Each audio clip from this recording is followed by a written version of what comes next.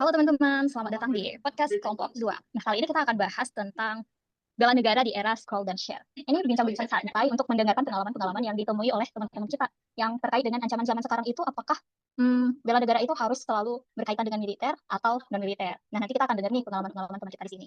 Nah, kita tahu ya semuanya, di era digital ini semua orang sibuk scroll, share, komentar. Tapi siapa sih yang masih ingat satu hal bernama bela negara? Kira-kira kalau dengar kata bela negara, kalian kebayang apa? Mungkin ada yang bilang, pakai senjata, ikut baris berbaris, semacam wajib militer. Itu benar, cuma sebenarnya sebagian dari kita nggak akan ikut turun ke medan perang. Kenapa sih bela negara sering terasa jauh dari kehidupan kita? Kayak tadi, aktivitas yang muncul di otak kalau ngomongin bela negara itu selalu terkait militer. Oke, bela negara itu gak cuma militer ya. Cinta tanah air, sadar berbangsa dan bernegara, setia pada Pancasila, rela berkorban, dan bersatu untuk Indonesia gak cuma diimplementasiin di dalam militer. Bela negara itu gak pernah terpisah dengan kehidupan sehari-hari kita. Nah, kalau pengalaman teman-teman di sini, gimana nih melihat fenomena ini? Oh, aku ada nih contoh. Tapi aku yakin kalian pasti pernah juga lihat posan di media sosial yang judulnya tuh kayak misalnya terbongkar ini alasan pemerintah tutup fakta ini. Nomor 5 para mencengangkan atau judul clickbait lainnya. Di era digital sekarang, sering terlihat konten kreator yang sengaja menggunakan judul provokatif, potongan video yang di luar konteks atau narasi yang dilebih-lebihkan demi klik dan engagement. Nah, masalahnya clickbait ini seringkali mengabaikan fakta, memicu emosi publik dan mendorong penyebaran informasi yang keliru atau tidak utuh. Kelihatannya emang sepele. Cuman hal-hal yang kayak gini tuh sebenarnya sangat erat kaitannya dengan bela negara. Jadi ketika ada konten kreator yang asal lempar judul clickbait tanpa cek fakta dan kita sebagai pengguna informasi itu juga ikut menyebarkannya, tanpa sadar kita tuh lagi ikut melemahkan ketahanan informasi bangsa. Dampaknya itu bukan cuma bikin ribut media sosial, tapi juga bisa memperlebar polarisasi, menurunkan kepercayaan publik terhadap institusi negara, dan bahkan bikin ruang diskusi sehat menjadi berubah penuh curiga dan emosi.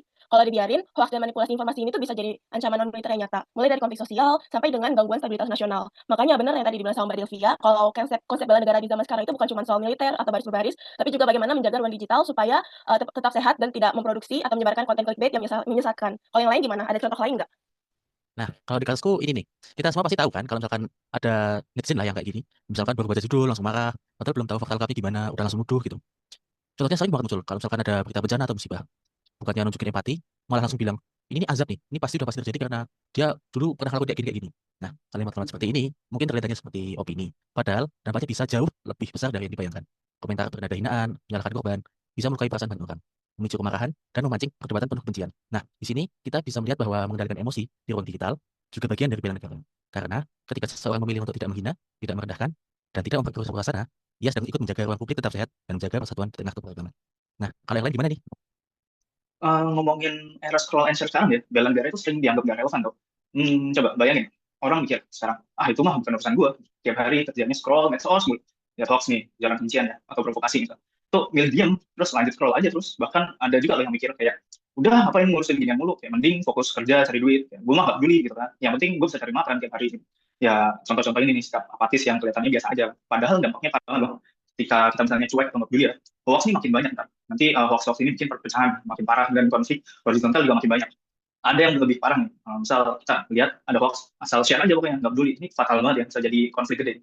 Nah, di sini nih makna bela negara di era digital, bukan cuma angkat senjata, tapi kita punya tanggung jawab nih sebagai netizen. Jadi sebelum share, analisis dulu benar atau salah, dan nggak jadi apatis. Ya karena sekarang tuh bela negara ada di jempol kita nih. Apakah kita mau terus cuek atau ikut menjaga medsos kan, agar tetap sehat. Kalau yang lain gimana? Nah, sebenarnya yang ada di media sosial itu gak cuma yang tadi disebutin sih, yang emosional atau yang apatis, tapi justru masih banyak kok orang-orang yang berperilaku bijak, atau biasanya sih disebut sebagai yang melek digital. Nah, biasanya orang-orang tipe ini dia lebih cek informasi dulu sebelum share, terus mereka juga biasanya skeptis, nggak langsung ngiyain aja apa yang mereka konsumsi di media. Nah, sebenarnya kelihatannya sepele, cuman ini nih yang ngasih kontribusi besar untuk membuat dan mengkondisikan ruang digital bisa lebih aman dan kondusif. Karena kalau ditelisik lebih lanjut, banyak masalah yang ditimbulkan di media sosial itu adanya di disinformasi yang disebar berulang kali tanpa dicek kebenarannya. Nah, bijak di ruang digital ini juga jadi upaya untuk bela negara loh. Dan kita semua juga bisa ikut serta dalam memastikan ekosistem digital berpihak pada kebenaran dan nilai-nilai bangsa yang dijunjung tinggi. Wah, menarik ya pengalaman teman-teman semuanya. Jadi sebenarnya kita semua ini, apapun posisi kita, kita semua punya peran dalam bela negara. Nggak cuma militer ya ternyata. Bahkan sekarang yang kita hadapi itu adalah ancaman non-militer yang kita juga harus bisa membela negara kita, baik secara individu maupun secara berkelompok. Nah, itu semua tentang wawasan kebangsaan dan aksi bela negara non-militer di era modern. Sebelum kita akhiri, mari kita ingat bahwa bela negara tidak hanya tentang mempertahankan negara dari ancaman fisik, tapi juga tentang berkontribusi pada kemajuan dan kesejahteraan masyarakat.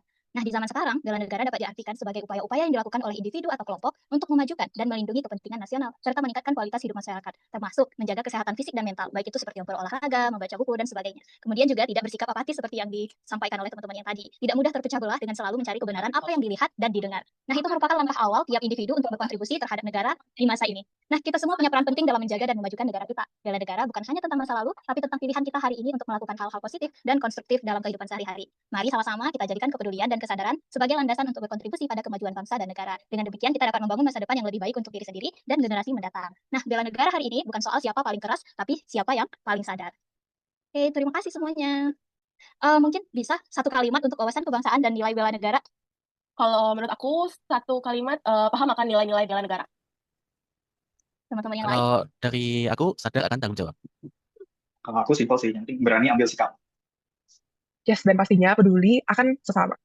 bersatu. Nah, kalau dari aku sendiri bersatu untuk Indonesia dan kita semua Bersatu kita Bersatu dulu. Satu kita Cerai kita cerai kita cerai kita Mari kita runtuh. runtuh.